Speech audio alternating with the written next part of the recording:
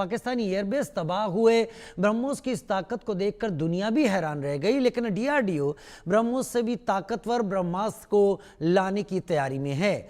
DRDO ने अपने 100 को जेट पावर्ड वेरिएंट में अपग्रेड करने की दिशा में कदम बढ़ाया है, जिससे इसकी रेंज 200 किलोमीटर से अधिक होगी और ये फायर एंड फॉरगेट क्षमता हासिल करेगा। दरअसल डीआरडीओ का jet powered 100 missile system Bharat की प्रिसीजन स्ट्राइक क्षमताओं को नए स्तर पर ले जाएगा। ये न केवल लंबी दूरी से दुश्मन के एयरबेस को निशाना बना सकेगा, बल्कि पायलटों की सुरक्षा और मिशन की सफलता की संभावना को भी बढ़ाएगा। स्मार्ट एंटी एयरफील्ड वेपन यानी 100 SAAW के न्यू वर्जन में कॉम्पैक्ट टर्बोजेट इंजन और इंटीग्रेटेड फ्यूल टैंक होगा, जिससे मिसाइल सेल्फ प्रोपल्शन के साथ उड़ेगी। इसकी रेंज मौजूदा 100 किलोमीटर से बढ़ाकर 200 किलोमीटर से भी अधिक हो जाएगी, जिससे भारतीय वायुसेना दुश्मन के एयर डिफेंस जोन में घुसे बिना सुरक्षित दूरी से अटैक कर सकेगी। इतना ही नहीं, नए 100 में एडवांस इलेक्ट्रो ऑप्टिकल और इमेजिंग इंफ्रारेड सीकर का भी इस्तेमाल होगा। यह मिसाइल को फायर एंड फॉरगेट की क्षमता देगा, यानी लॉन्च के बाद मिसाइल खुद टारगेट को ढूंढकर सटीक वार करेगी। यह सिस्टम दिन रात खराब मौसम और मोबाइल टारगेट पर भी प्रभावी रूप से काम करता रहेगा।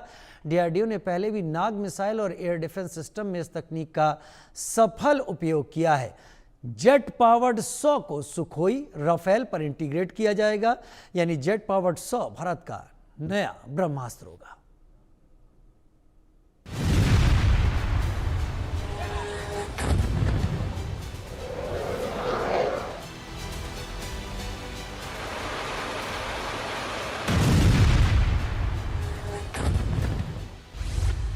स्मार्ट एंटी एयरफील्ड वेपन थर्राए हिंद के दुश्मन। हाई प्रिसीजन वाला बम पाकिस्तान होगा भस्म। भारत का हाईटेक हथियार आतंकी अड्डों पर होगा वार। वो भारत का सबसे विनाशक बम होगा जो आतंकी अड्डों को खंडहर में बदलेगा, आतंकी ठिकानों पर भीषण वार करेगा, आतंकियों को मिट्टी में मिलाएगा, मसूद अजहर और हाफिज सईद को कब्रिस्तान भेजेगा।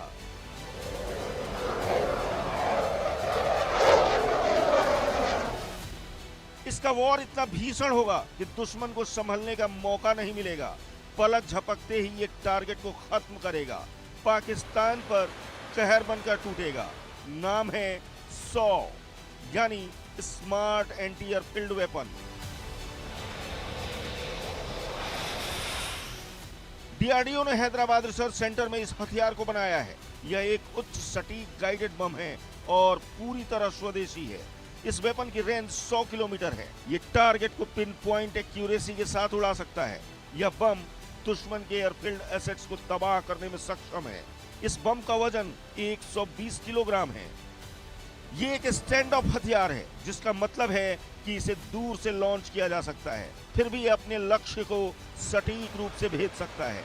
ठीक वैसे ही जैसे 2019 में भारत के बालाकोट हवाई हमले में इस्तेमाल किए गए हथियारों ने किया था।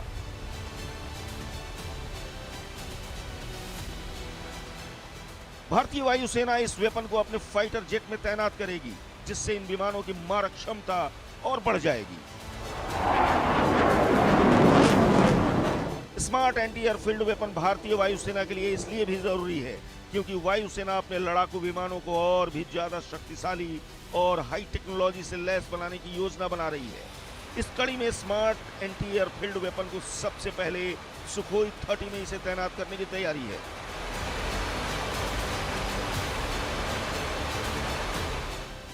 स्मार्ट एंटी एयरफील्ड वेपन भारतीय वायुसेना की ताकत बढ़ाएगा। जब ये हमला करेगा तो पूरा पाकिस्तान तबाह हो जाएगा। जब फटेगा तो चीन में हाहाकार मचेगा।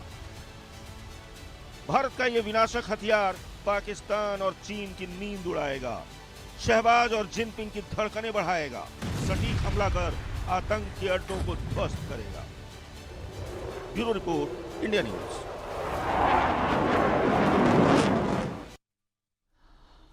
दो खास मेहमान मेरे साथ इस वक्त जुड़ रहे हैं जिनसे मैं चर्चा करूंगा। मेरे साथ अतुल राणे, डीजी डीआरडीओ मेरे साथ जुड़ रहे हैं।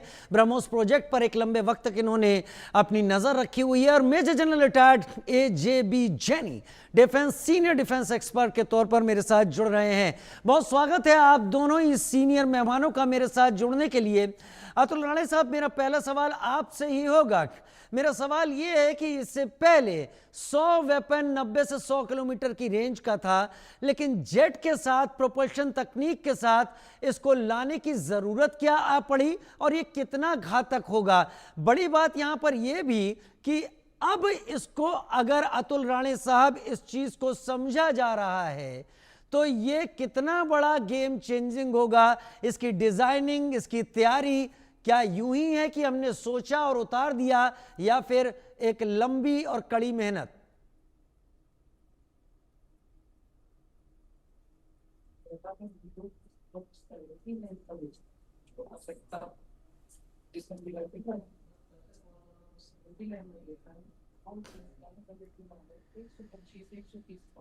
अतुल राणे सर, आपको मेरी आवाज आ रही है? आपको मेरी? मुझे लगता है अतुल राणे सर को हमारी आवाज नहीं पहुंच पा रही है इस वक्त। तो मेरे साथ, क्योंकि डीआरडीओ से थे और डीआरडीओ इसकी तैयारी कर रहा है, लेकिन मेजर जनरल एजेबी जैनी, बहुत स्वागत है जनरल साहब आपका हमारे साथ जुड़ने के लिए। मुझे लग रहा है कि मेरी और आपकी मुलाकात बड़े दिनों बाद हो रही है, लेकिन 100 वेपन को लेकर हमारी बात हो रही है। और वैसे तो 100 का मतलब एक दूसरी भी 100 होता है जो काट के टुकड़े कर देता है। करने तो कई टुकड़े हैं, लेकिन फिलहाल इस 100 में जेट इंजन लगाकर इसकी रेंज बढ़ाना, एक बड़ा तब्दीली लाना कितना अहम है? 100 दर्शकों को विस्तार से बताएं सर। जय हिंद राजीव जी। जय हिंद सर। बड़ा अच्छा लगता है, और अगर आपको इस बात का गुमान है कि बहुत दिनों के बाद मुलाकात हुई है तो मैं चाहूंगा कि मुलाकात थोड़ी और जल्दी जल्दी हो तो अच्छा लगता है। मैं भी चाहूंगा कि आपकी जय हिंद की आवाज सुनते रहें। मैं आपके चैनल की सराहना करना चाहता हूं कि ऐसे जो रक्षा के रेलेवेंट मुद्दे हैं वो आपका चैनल जो है वो जनरल पब्लिक तक पहुंचा रहा है। क्योंकि मेरा मानना है राजीव के हमारे देश में जनरल पब्लिक को डिफेंस मैटर्स के बारे में जानकारी ज्यादा नहीं है, और आपका चैनल ये जो काम कर रहा है कि भाई हमारे पब्लिक को पता होना चाहिए कि ये 100 वेपन क्या है और ये न्यूक्लियर।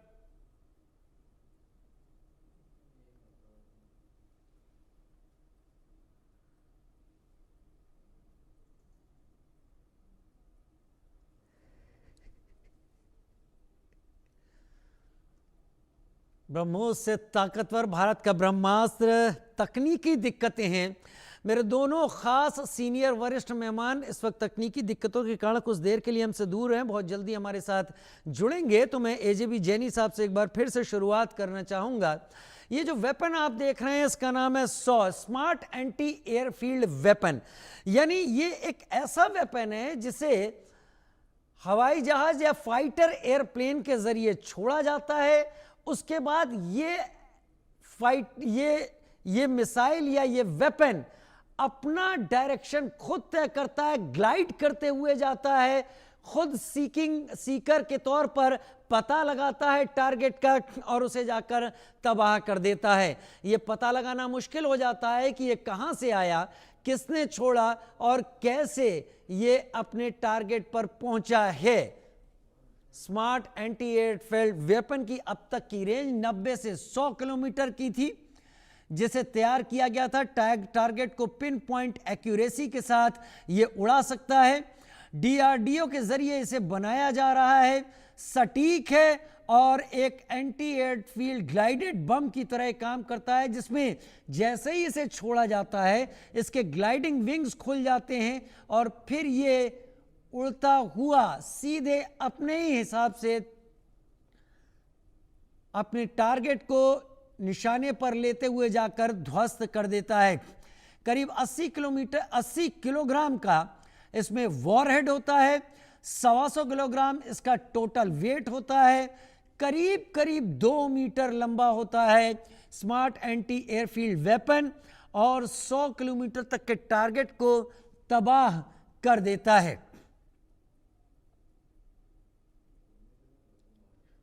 राफेल पर भी इंटीग्रेट करने की तैयारी है। जहां तक जानकारी है, अब तक इसको इंटीग्रेशन की जगुआर और सू-30 MKI, जी हां, सुखोई 30 MKI और जगुआर के जरिए इसको लॉन्च किया जा चुका है। जहां तक हमारी जानकारी है, उससे लॉन्च किया जा सकता है, वो चीज़ें तय हो गई हैं। लेकिन अब 100 वेपन को जेट इंटीग्रेट किया जा रहा है, यानी इसकी रेंज बढ़ाई जा रही है।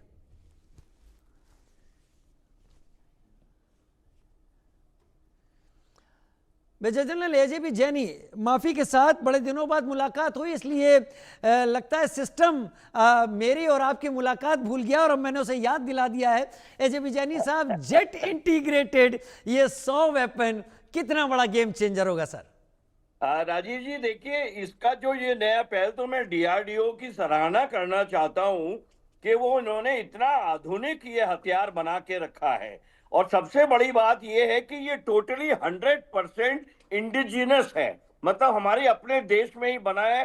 हर एक चीज इसका, हर एक प्रोपेलेंट, हर एक इसका पार्ट पुर्जा, वो सब हमारे देश में है, जिससे कि हमारी जो फॉरेन एक्सचेंज है वो बचेगी और हमको ज्यादा खर्च विदेश में नहीं करना पड़ेगा।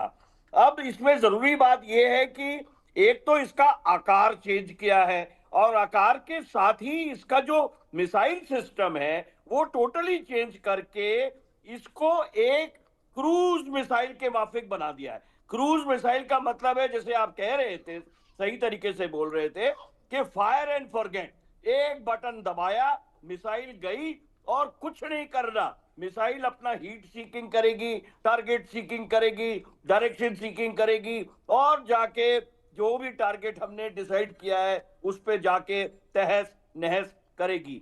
ये जो नया वर्जन जो बना है कॉम्पैक्ट टर्बो जेट सिस्टम, ये इसके साथ में एक इंटीग्रेटेड फ्यूल टैंक होगा। इंटीग्रेटेड फ्यूल टैंक का मतलब है, भले ही चाहे इसकी मिसाइल की वेट 120 केजी हो, लेकिन ये 100 किलोमीटर जो पहले जाता था हमारा 100 weapon, smart anti airfield weapon, अब जो ये NJPW आएगा, न्यूक्लियर जेट पावर्ड वेरिएंट, ये 200 किलोमीटर दूर जाएगा। अब जरूरी बात यह है, आपने सिंदूर में देखा था कि एक विवाद खड़ा हुआ था कि क्या हमने दुश्मन के suppression of enemy air defence किया या नहीं किया। हमने दुश्मन के एयर डिफेंस को अपने हवाई जहाज भेजने से पहले बर्बाद किया या नहीं किया, जो कि आमतौर पर एयरफोर्स का एक स्टैंडर्ड ऑपरेटिंग प्रोसीजर है।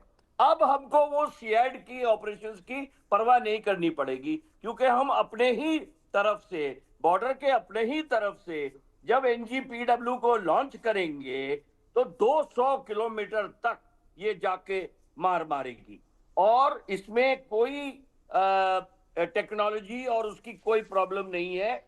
हमको ये भी इस बात का गर्व होना चाहिए कि जितने हमारे देश में वैज्ञानिक हैं, जितने IIT में स्टूडेंट्स हैं, बड़े बड़े मॉडर्न देशों में उतनी उनकी टोटल पॉपुलेशन नहीं होती है जितने की हमारे साइंटिस्ट हैं। तो हमारे साइंटिस्ट के लिए ये एक बहुत बड़ा तकमा है, DRDO के लिए बहुत बड़ा तकमा है। और अंत में तो यही कहूंगा कि आपके चैनल को भी सराहना देता हूं कि ऐसे नई चीज को आप पब्लिक के जहन में लाए हैं। राजीव, नई चीज को हम पब्लिक के जहन में लाए हैं, लेकिन सर ये तभी पॉसिबल है जब आप जैसे स्पेशलिस्ट जिन्होंने अपना जीवन लगा दिया इस सर्विसेज में, देश की सेवा में देते हुए, सेवा तो बाकी लोग भी करते हैं, लेकिन जब वर्दी बदन पर आती है और देश की बॉर्डर पर, तो फिर वहाँ ये नहीं देखा जाता कि इसका वेतनमान कितना है, सैलरी कितनी है। Don't ask I, we are here to do or die, और the more you sweat in peace the less you bleed in war, ये आप लोगों का संदेश होता है। लेकिन मैं इस वेपन से जुड़ी हुई बातें ही अपने दर्शकों के सामने रखना चाहूँगा। हम एक जगह मार खाते हैं, क्या वक्त में बदलाव हुआ है? Major general AJP Jaini, if I am not wrong, अगर मैं गलत नहीं हूँ, तो 2013 में ये आइडिया 100 वेपन का ज़मीन पर आया था। उसके बाद हमें 2020 तक लग गए इसके 8-9 टेस्ट करते हुए, ये समझते हुए कि हम पूरी तरीके से पुख्ता चीज़ बना रहे हैं। और अब जून 2025 में एयरफोर्स एयरफोर्स ने भी इसकी रिक्वायरमेंट डिफेंस मिनिस्ट्री को भेज दी है। हम एक बेहतर संस्करण बना रहे हैं, नो डाउट, लेकिन हम इस टाइम को कट शॉर्ट नहीं कर सकते हैं क्या? बिल्कुल आपने सही सवाल किया राजीव जी। टाइम कट शॉर्ट हो सकता है, लेकिन बहुत कम। हमें समझना जरूरी है कि जब कोई भी नया आधुनिक हथियार बनता है तो जो सर्विस रिक्वायरमेंट है, जो सर्विस यूजर है, वो बनाता है what is called GSQR, general staff service requirement, कि भाई इस नए हथियार की हमको क्या रिक्वायरमेंट होनी चाहिए। वजन इतना होना चाहिए, मार का इलाका इतना होना चाहिए, रेंज इतना होना चाहिए, एम्यूनिशन का इसमें इतने नंबर की मैगजीन होनी चाहिए, बाकी बाकी बाकी चीजें, जो एक GSQR बनता है। अब उस GSQR के ऊपर में कुछ गेस्टेशन पीरियड होता है। गेस्टेशन पीरियड मतलब DRDO को जाएगा, DRDO 4 सवाल पूछेगा, उन सवाल का सर्विस हेडक्वार्टर जवाब देगा, फिर उसके ऊपर में DRDO। तो इतना आसान नहीं होता है राजीव कोई नया हथियार बनाना, खास करके क्योंकि उसमें खर्चा बहुत होता है, उसमें रिसर्च की बहुत जरूरत होती है, उसमें हमारे साइंटिस्ट को हम जल्दी करो जल्दी करो जल्दी करो करेंगे तो वो कुछ ना कुछ माचिस का डब्बा बना के दे देंगे कल को। तो हमको ये साइंटिस्ट को अलाउ करना चाहिए कि वो शांति से हमें वो हथियार बना के दे जो हमें चाहिए। लेकिन इतना कहने के बाद में मैं ये जरूर कहूंगा कि DRDO को भी ये होना चाहिए कि जो भी हमने बना दिया वही खरीदो, आप वही इस्तेमाल करो। जैसे कि आप देख रहे हैं कि जो हमारा जो एडवांस जेट AGW का जो HAL में चल रहा है, अभी तक इंजन नहीं बन पाया। आज देखिए 20 साल हो गए, इंजन ही नहीं बना पा रहे हैं। अरे हम चंद्रयान पे पहुंच गए, हम तो इंसान को मून पे ले जाने के लिए चंद सालों में उम्मीद कर रहे हैं और एक इंजन नहीं बना पाए। तो ऐसा नहीं है कि हमारे यहाँ मेटलर्जी नहीं है या टेक्नोलॉजी नहीं है या टेक्निकल नो हाउ नहीं है। ये वहां पर जरूर जो हमारा ब्यूरोक्रेटिक टाइम है, जो बाबूगिरी का टाइम है, जो फाइलों में टाइम बर्बाद करते हैं हमारे बाबू लोग, हमारे ब्यूरोक्रेट जो है, वो कम होना चाहिए। फिर आप देखेंगे आज हम GSQR देते हैं तो कल को DRDO जो है हथियार बना के आपके सामने कर देगा। वाकई मेरे साथ अतुल राणे सर भी अब जुड़ गए, DG ब्रह्मोस DRDO से मेरे साथ जुड़ गए। और आप जैसे साइंटिस्ट को देखकर, इस बीच में जब अतुल सर आप मेरे साथ नहीं जुड़े थे, मेजर जनरल AJB जैनी जो कुछ आप लोगों के लिए कह रहे थे वो मुझे भी गर्व से भर रहा था, क्योंकि सर जब हम बात करते हैं इन नए वेपनरीज पर तो हमको करीब मैक्सिमम टाइम 2-2.5 घंटे का मिलता है, जब हम उतनी जानकारी लेते हैं जिससे हम दर्शकों तक उसका एक हिस्सा पहुंचाएं और बाकी आप एलोबरेट करें। लेकिन उस एक हिस्से की जानकारी भी हमारे लिए इतनी ज्यादा टफ होती है कि आप लोग उसे जमीन पर उतारने के लिए क्या कुछ करते हैं वो हमें आसानी से समझ में आता है। 100 की तैयारी, 100 की डिजाइनिंग और 100 को जमीन पर उतारना मतलब यूज करने लायक बनाना, और उसके बाद अब नेक्स्ट स्टेज जब प्रोपल्शन के साथ उसे आगे भेजना, ये कितना आसान है और कितना टफ और कितना ये अलग वेपन है जो हमारे एडवर्सरी, मैं पाकिस्तान को सर एडवर्सरी अब नहीं मानता हूं, मैं चीन की बात करता हूं, क्या उसके पास ये चीजें हैं? First of all thank you, मुझे बुलाया गया ये शो पे। Wonderful to have seeing you Rajiv in on the show rather than just watching you on TV. And General Jaini sir, thank you very much. You brought out the exact crux of the matter of development and production. ये जो आपने पूछा है कितना मुश्किल है, मुश्किल तो सब कुछ है और आसान भी सब कुछ है। क्या हमारे नॉर्थर्न नेबर्स के पास ऐसा वेपन्स है? होंगे, but that does not mean that हम नहीं करेंगे। उनके पास हमारे से पहले है, होंगे, फिर भी हमको काम करना है और जितना काम कर सकते हैं जल्दी जल्दी हम कर देंगे। I mean, that's as fast as we can, we will try to develop it and produce it. But weapons are available all over the world, very, very similar. There are few weapons better than the other. This is one weapon which is again a path breaker to a certain extent. आपने बड़े, it seems कि आप अपने words को, शब्दों को बहुत चबा रहे हैं अतुल राणे सर। मैं आपके एक्सपीरियंस को अपने दर्शकों तक पहुंचाना चाहूँगा। आपने कहा कि हमारे एडवर्सरीज के पास होंगे, होंगे, कोई दिक्कत नहीं, बहुत इजी आपने कहा कि ठीक है हम भी इन चीज़ों को कर सकते हैं और हम कर भी रहे हैं। लेकिन एक कंट्री इस वर्ल्ड में यूक्रेन नाम का है, यूक्रेन हम ना बने, हम भारत बने, वो यूक्रेन नहीं बनने के लिए हमें कुछ भी नहीं करना चलेगा, लेकिन भारत बनने के लिए, और ऑप सिंदूर जैसे पॉज हुआ है वो अभी भी चल सकता है, उसके लिए तैयारी करने के लिए ये रिसर्च, ये सारी चीज़ें, ये क्या जो आप उतारते हैं ये उतना ही टाइम लेती है ज़मीन पर आने में जितना नॉर्मली हम देख रहे हैं? 2013 में ये आइडिया ज़मीन पर आया, नाउ एयरफोर्स कह रही है कि हमें ऑर्डर चाहिए और आप जेट प्रोपल्शन वाली बात पर जा रहे हैं। क्या ये इतना ही टाइम लेता है या हम कुछ ज़्यादा उस पर टाइम दे रहे हैं? नहीं, देखिए, टेक्नोलॉजी करने के लिए और वेपन बनाने के लिए टाइम तो लगता ही है। Technology absorption we have the capability, हमारे पास पूरा कैपेबिलिटी है कुछ भी डिजाइन करने के लिए, लेकिन जो डिजाइन काम करेगा उसके लिए टाइम तो लगता ही है, टेस्ट करना पड़ता है। I mean I am going away from what general Jaini was saying, he was saying about the GSQRs and the PSQRs. वो एक हिस्सा है, एडमिनिस्ट्रेटिव और ब्यूरोक्रेटिक डिलेज जो है, वो डिलेज तो होता ही है, पैसा है क्या, is this the right place to spend, wo sab, that's a different matter, which as a technical person I don't want to get into that part of it right now. But on the technical side, मैं आपको ये बोल सकता हूँ that पुराने जमाने में 20 years back हम थोड़ा सा और टाइम लेते थे because we were under massive amount of technical sanctions. 2012 से और 2016 से these technical sanctions have been more or less lifted बोल सकते हैं, लेकिन फिर भी very carefully our technologically superior friends, I will use the word friends, still deny us certain technologies. देखिए, सब कुछ हमारे देश में नहीं बनता और नहीं बन सकता, वो भी इट्स अ फैक्ट। वो 100% हमारे देश में बनने के लिए और काफी टाइम लगने वाला है, and that's an effort which the government is taking and will be taking. So with whatever is the limited amount of resources available with us, and with the help of some resources which we have to get from outside, ये सब put together करने के लिए थोड़ा सा time तो लगता ही है।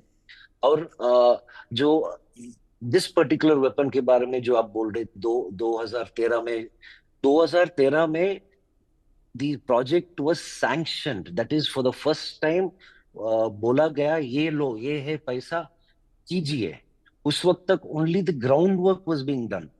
अब अगर मुझे, I know that for this I need to use 100 kgs or 200 kgs of material. अब मुझे पैसा मिला है वो 200 किलोग्राम मटेरियल खरीदने के लिए, लेकिन वो डिलीवर कब होगा? डिलीवर होने के बाद उसके ऊपर काम करना है, उसको प्रूव करना है, यही टाइम लगता है। This is the part of the time which is taking. And कभी कभी हमने रॉन्ग डिसीजन लिया था, रॉन्ग रूट लिया था। देखिए, नल का पानी फ्रिज का बॉटल में भरने के लिए कई उपाय हैं।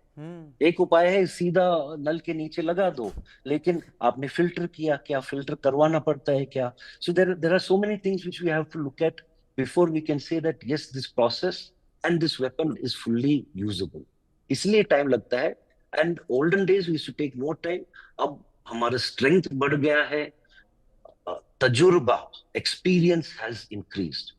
मैं आपको बोल सकता हूँ the experience which we started right from the 1980s onwards or 1970s onwards through today, which is the 2025, experience has increased our knowledge and capability of doing things faster. You know now that ये कोना हमको, I mean, we don't have to go to this corner. This corner is useless for this particular type of work, and there are only 3 other corners which we have to look at or try out. That is the difference now, that we will be doing things a little faster. I will not go into the air engine part of it. उसका और एक अलग बात है, but I can talk about that also at length. But that's a much bigger story and a much bigger explanation which we would have to give. आप जैसे scientist से और आप जैसे ऑफिसर से एक्सप्लेनेशन की ज़रूरत नहीं, लेकिन एक बात सही है अतुल राणे सर और मेजर जनरल एजेबी जैनी, अगर मेरे दर्शक आप दोनों की आंखों को इस वक्त देखें, जो चमक है वो बहुत सारे युवाओं की आंखों में नहीं होगी, क्योंकि आप लोग उस दौर को साझा कर रहे हैं जब हमारे पास कुछ भी नहीं था। हम अंधेरे में एक सुई ढूंढने की कोशिश कर रहे थे कि एक वेपन ऐसा हाथ लगेगा जिससे हम अपनी डिफेंस 100% कंफर्म कर पाएंगे। मेजर जनरल एजेबी जैनी, 200 किलोमीटर की रेंज होगी अब नए 100 वेपन में, जो स्टेज हम एडवांस स्टेज इसकी मान सकते हैं।